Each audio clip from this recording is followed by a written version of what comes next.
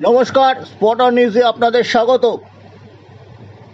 এই মুহূর্তে কলকাতা ফুটবলের সবচেয়ে বড় খবর হলো কলকাতা লিগে, যাকে সিএফএল বলে সাধারণ মানুষ আরও ভালোভাবে জানে। এই সিএফএল শুরু হয়েছিল 1898 সালে। 126 বছরের ইতিহাসে মোহনবাগান অ্যাথলেটিক ক্লাব বা ইদানিংকালের মোহনবাগান সুপার জায়েন্ট চলতি মরশুমে সর্বকালের সবচেয়ে খারাপ রেজাল্ট করল। মোহনবাগান কলকাতা লিগে 12টা ম্যাচ খেলেছে, 36 পয়েন্ট ছিল নির্ধারিত, তার মধ্যে তারা মাত্র 16 পয়েন্ট অর্জন করেছে। নিজেদের গ্রুপে সপ্তম স্থানে রয়েছে তারা। মোহনবাগানের এই টিমটি 12টি ম্যাচের মধ্যে 4টি ম্যাচ জিতেছে, 4টি ম্যাচ ড্র করেছে এবং 4টি ম্যাচ হেরেছে। শেষ 2টি ম্যাচ তারা হেরে গিয়েছে কালীঘাট স্পোর্টস লাভার্সের কাছে। আগের ম্যাচে হারের পর এদিন এতটা লজ্জার পারফরমেন্স মোহনবাগানের জার্সিধারী খেলোয়াড়রা করলেন যে গ্রুপ লিগের সবচেয়ে নিচে থাকা পুলিশ, যারা 11 ম্যাচে 4 পয়েন্ট পেয়েছিল, সেই পুলিশের কাছে মোহনবাগান 1-3 গোলে বিধ্বস্ত হয়েছে। হ্যাঁ, পুলিশ যারা 11 ম্যাচে কোনো দিন জেতেনি, 11টার মধ্যে তারা আজকেই প্রথম জয় পেয়েছে। আজকে খেলতে নামার আগে পুলিশের কোনো ম্যাচ জেতেনি। সে একাধিকবার কোচ চেঞ্জ হয়েছে, তিনবার কোচ চেঞ্জ হয়েছে এই দলটি। সেই দলের কাছে মোহনবাগানের ডেগি কার্ডোসো, অজ্ঞাত কুলশুল গোয়া থেকে আসা এই কোচকে নিয়ে মোহনবাগান কার্যত কলকাতা লিগে ছেলে খেলা করেছে। মোহনবাগান বলেছিল গত মরশুমে যে ইস্টবেঙ্গল এবং মোহনবাগানের যে ম্যাচটি ছিল সুপার 6-এ, সেটি পিছিয়ে দেওয়ার জন্য বলেছিল। তাদের সঙ্গত ছিল তাদের সেই দাবি।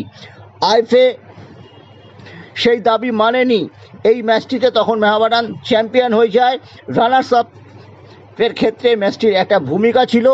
মোহনবাগানের অনুরোধ 3টে চিঠি দিয়েছিলেন বিনয় চোপড়া, সেটা মানেনি। তখনই মোহনবাগান বলেছিল কত ধানে কত চাল, আমরা আইএফএকে বুঝিয়ে দেবো।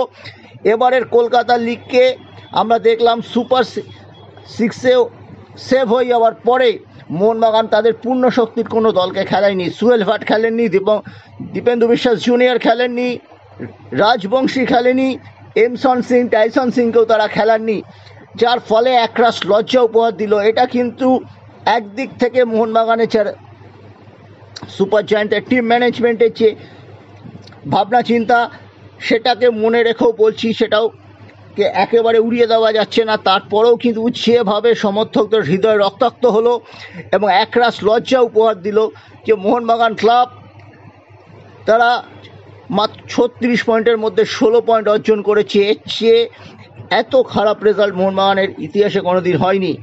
এদিন কিন্তু মোহনবাগান কোনো সময় গোলমুখ পর্যন্ত গেছে, কিন্তু বল পজিশন দারুণ রেখেছে, কিন্তু কাজের কাজটি কিচ্ছু করতে পারেনি। পুলিশের আশিস বক্সি এবং বিশ্বজিৎ চক্রবর্তী গোল করেছেন।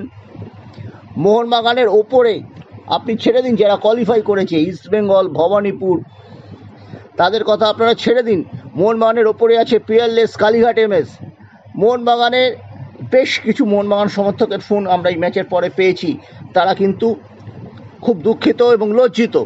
সেটাই কিন্তু তুলে ধরলাম আমাদের প্রতিবেদনে।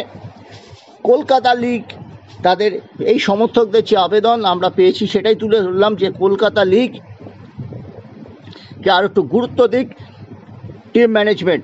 মনে রাখবেন, মোহনবাগানের এই দলটি কিন্তু ইস্টবেঙ্গলের ডেভেলপমেন্টাল দলকে হারিয়ে লখনৌ থেকে মরশুমের প্রথম ট্রফি জিতে এনেছে চিফ মিনিস্টার কাপ।